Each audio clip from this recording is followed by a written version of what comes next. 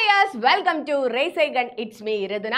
അപ്പൊ മക്കളെ, നമ്മുടെ ഇന്നത്തെ ടോപ്പിക് വന്ന് പഠിച്ചത് മറന്നു പോകാതിരിക്കാനുള്ള എളുപ്പ വഴികളെ കുറിച്ചിട്ടാണ് നമ്മൾ ഇന്നത്തെ ഈ ഒരു വീഡിയോയിൽ ഡിസ്കസ് ചെയ്യുന്നത്. പല പേരൻസും പറയാറുണ്ട്, എൻ്റെ മക്കൾ എന്താണ് 24 മണിക്കൂറും തുടർച്ചയായി പഠിക്കുന്നുണ്ട്, പക്ഷെ എന്താണ് എക്സാമിന് അതിന് തക്ക ഒരു റിസൾട്ട് കാണുന്നില്ല. ചില കുട്ടികൾ പറയാറുണ്ട്, അല്ലെ മിസ്സേ ഞാൻ മൊത്തം പഠിച്ചിട്ടാ പോയത്, പേജ് നമ്പർ വരെ എനിക്ക് ഓർമ്മയുണ്ടായിരുന്നു, പക്ഷെ എന്താണ് എക്സാം എഴുതുന്ന സമയത്ത് എനിക്കത് ഓർമ്മ വരുന്നില്ല. ഇങ്ങനെ പഠിച്ചത് മറന്നു പോകാനുള്ള പ്രധാന കാരണത്തെക്കുറിച്ചും അതിനെ എങ്ങനെ നമുക്ക് ഓവർകം ചെയ്യാം, മറികടക്കാം എന്നതിനെ കുറിച്ചുമാണ് ഇന്നത്തെ വീഡിയോ. ചാനൽ ആദ്യമായിട്ട് കാണുന്നവർ സബ്സ്ക്രൈബ് ചെയ്യാനും അതുപോലെ തന്നെ വീഡിയോ ആദ്യമായിട്ട് കണ്ടു കഴിഞ്ഞാൽ ലൈക്ക് ചെയ്യാനും മാക്സിമം എല്ലാവരിലേക്ക് ഷെയർ ചെയ്യാനും നിങ്ങൾ മറന്നു പോകാതിരിക്കുക. അപ്പൊ നമുക്ക് വീഡിയോയിലേക്ക് കടക്കാം. എന്താണ് ഇതിനുള്ള പ്രധാന കാരണം? ഒന്ന്, താല്പര്യമില്ലായ്മ. രണ്ട്, ലക്ഷ്യബോധമില്ലായ്മ. എന്താണ് ഈ താല്പര്യമില്ലായ്മ? ചില കുട്ടികളെ പാരന്റ്സ് അല്ലെങ്കിൽ എന്താണ് ആളുകൾ നിർബന്ധപൂർവമാണ് പഠിപ്പിക്കുന്നത്, അല്ലെ?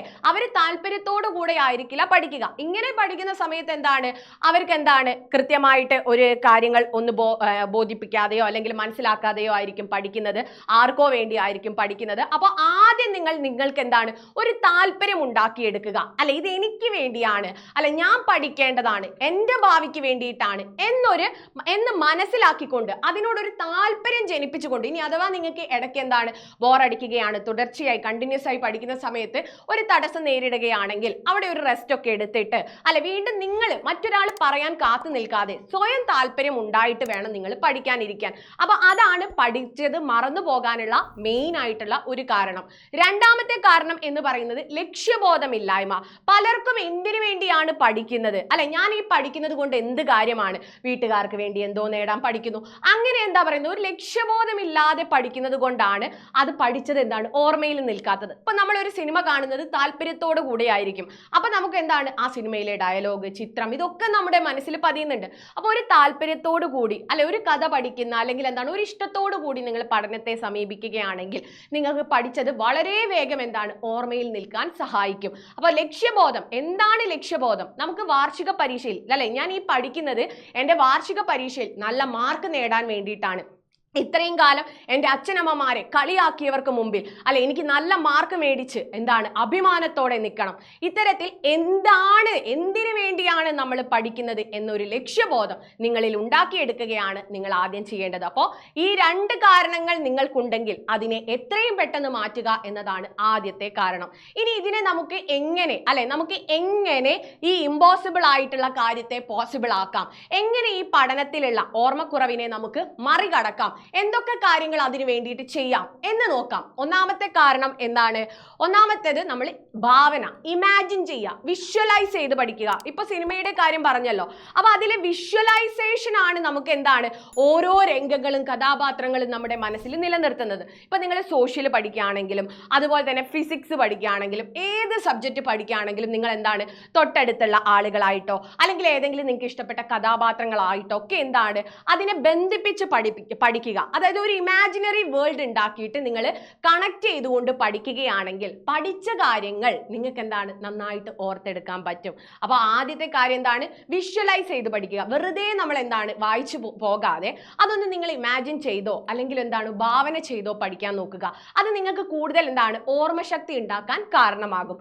രണ്ടാമത്തെ കാര്യം എന്ന് പറയുന്നത് ചെറിയ ചെറിയ കുറിപ്പുകൾ തയ്യാറാക്കി വെക്കുക. അപ്പൊ നിങ്ങൾ ഒരു സബ്ജക്റ്റിലെ ആദ്യത്തെ ചാപ്റ്റർ പഠിക്കുകയാണെങ്കിൽ ആ പഠിച്ച കാര്യങ്ങൾ ഒന്ന് പോയിന്റ് ആക്കിയിട്ടോ അല്ലെങ്കിൽ ചെറിയൊരു ചിത്രം പോലെയോ ഒക്കെ ഒന്ന് വരച്ച്, അല്ലെ നിങ്ങൾ ഒരു സബ്ജക്റ്റിലെ ഒരു ചാപ്റ്ററിന്റെ ഒരു നോട്ട്, ചെറിയൊരു കുറിപ്പ് നിങ്ങൾ എന്ത് ചെയ്യുക, ഒരു പേജോ അല്ലെങ്കിൽ എന്താണ് ഒരു പേജോ 2 പേജോ ആക്കിയിട്ട് കുറിപ്പ് തയ്യാറാക്കി വെക്കുക. കാരണം പിന്നീട് നമുക്ക് എന്താണ് ഇടയ്ക്കിടയ്ക്ക് എന്ത് ചെയ്യണം, മറിച്ച് നോക്കി കഴിഞ്ഞാൽ തന്നെ ആ ഒരു ചാപ്റ്റർ മൊത്തം നമുക്ക് ഓർമ്മയിലേക്ക് വരുന്ന രീതിക്ക് നിങ്ങൾ ചെറിയ ചെറിയ കുറിപ്പുകളും അതുപോലെ തന്നെ ചിത്രങ്ങളും ഒക്കെ വരച്ച്, അല്ലെ ഒരു സ്റ്റിക്കി നോട്ടിലൊക്കെ എന്ത് ചെയ്യുക, ഇപ്പോൾ മാത്സും ഫിസിക്സ് ഒക്കെ ആണെങ്കിൽ ഇക്വേഷൻസ് ഒക്കെ ചുമരിലൊക്കെ എഴുതി വെക്കുക, അല്ലെ ഒരു ചാർട്ട് പേപ്പറിലൊക്കെ കഷ്ണത്തിലാക്കിയിട്ട് നിങ്ങൾ എന്ത് ചെയ്യുക, ഇങ്ങനെ കുറിപ്പുകളാക്കിയിട്ട് അവിടെ എവിടെയൊക്കെ എഴുതി വെച്ച് കഴിഞ്ഞാൽ അത് നമ്മളിങ്ങനെ ദിനം പ്രതി കാണുന്ന സമയത്ത് അത് നമ്മുടെ ഓർമ്മയിൽ നിലനിൽക്കാൻ സഹായിക്കും. മൂന്നാമത്തെ കാര്യം എന്ന് പറയുന്നത് ആവർത്തനമാണ്. വെറുതെ കുറിപ്പ് തയ്യാറാക്കി വെച്ചത് കൊണ്ടോ വെറുതെ നമ്മൾ വായിച്ചു പോയത് കൊണ്ടോ കാര്യമില്ല.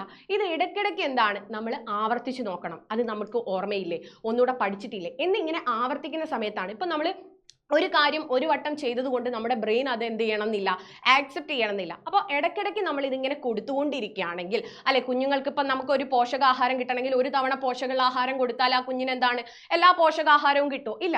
നമ്മൾ അത് ഇടയ്ക്കിടയ്ക്ക് കൊടുത്താൽ മാത്രമേ ആരോഗ്യമുള്ള കുഞ്ഞായിട്ട് നിൽക്കൂ. അതുപോലെ തന്നെയാണ് നമ്മുടെ ബ്രെയിനും.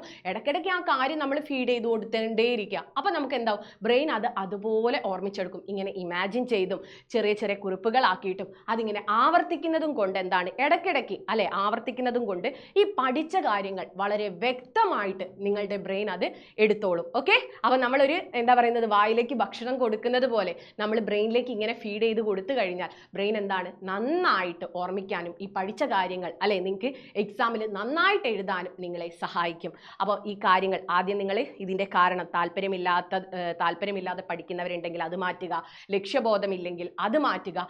എന്നിട്ട് ഈ പറയുന്ന കാര്യങ്ങൾ കൂടെ ശ്രദ്ധിക്കുകയാണെങ്കിൽ നിങ്ങൾക്ക് പഠനത്തിൽ എന്താണ് മികവ് തെളിയിക്കാൻ സാധിക്കും.